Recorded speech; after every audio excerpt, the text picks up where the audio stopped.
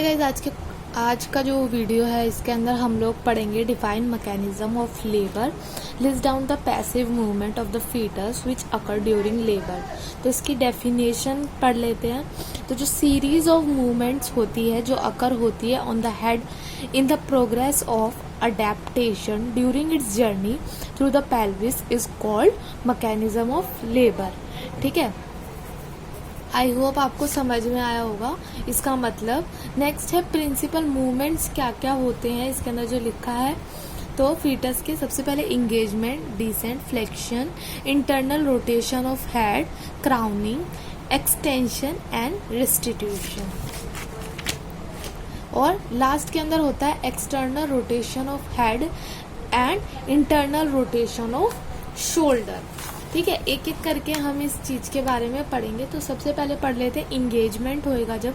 तो इंगेजमेंट क्या होता है? Engagement take place when the partial diameter of the fetal head has passed through the pelvis inlet. In primary gravida it usually occurs 12 hours. In multiple it occurs within 6 hours। मतलब कि enlargement हम कब बोलते हैं उसे? जब बायपेलाटी diameter of foetal head जो होता है वो पास थ्रू हो जाता है पेल्विस इनलेट से। ठीक है, और प्राइमरी ग्रेविडा के अंदर ये जो स्टेज है वो कब आती है? 12 आवर्स के अंदर। और मल्टी ग्रेविडा के अंदर ये आती है विद इन 6 आवर्स के अंदर। ठीक है, नेक्स्ट है हमारा डिसेंट।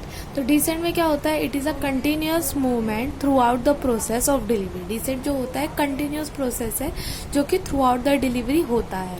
ठीक है, descent results in number of forces including contractions and maternal pushing effort with contraction with her abdominal muscles. मतलब कि जो डिसेंट होता है वो कब होता है? जब नंबर ऑफ फोर्सेस लगते हैं, जैसे कि contraction, maternal pushing efforts with contraction of her abdominal muscles. ठीक है, अब नेक्स्ट क्या है? फ्लेक्शन।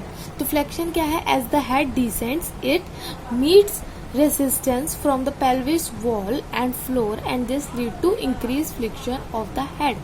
मतलब कि जब descent of head हो जाता है तो क्या करता है? वो meet करता है the resistance from the pelvis wall से वो मिलता है and pelvis wall से और floor से जब वो मिलता है तो this leads to increased flexion of head। ठीक है, नेक्स्ट है इंटरनल रोटेशन ऑफ हेड करते हैं। तो जो occiput leads to meet the pelvis floor first and rotate anteriorly 1/8 of the circle. ठीक है, नेक्स्ट है क्राउनिंग होती है after internal rotation of head. जब इंटरनल रोटेशन हो जाता है हेड का, further descent occurs until the occiput lies underneath the pelvis arch. ठीक है, ऑक्सीपिट लाई होता है जब तक कि वो पेल्विस आर्च के नीचे ना आ जाए। At this stage the maximum diameter of the head stretch the vulval outlet. मतलब जो मैक्सिमम स्ट्रेच होता है डायमीटर हेड का वो होता है vulval outlet.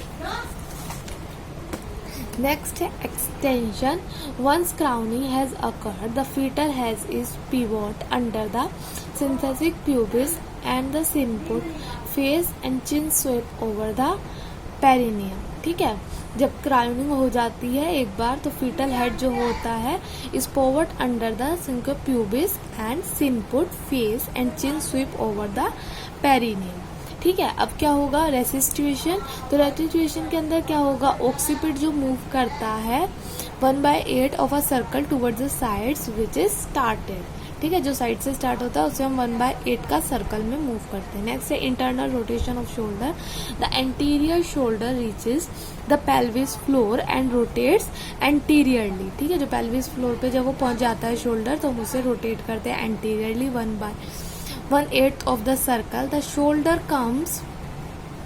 shoulder come to lie in the anterior posterior diameter of the pelvis outlet। ठीक है, तो दिस वाज इट।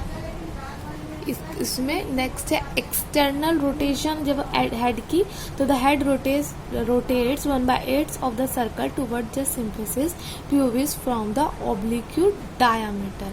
ठीक है, नेक्स्ट है lateral friction of body and head. तो after the shoulder and delivered तो the body is borne by lateral friction following the curve of Kans। So this was it for today. Thank you so much for watching.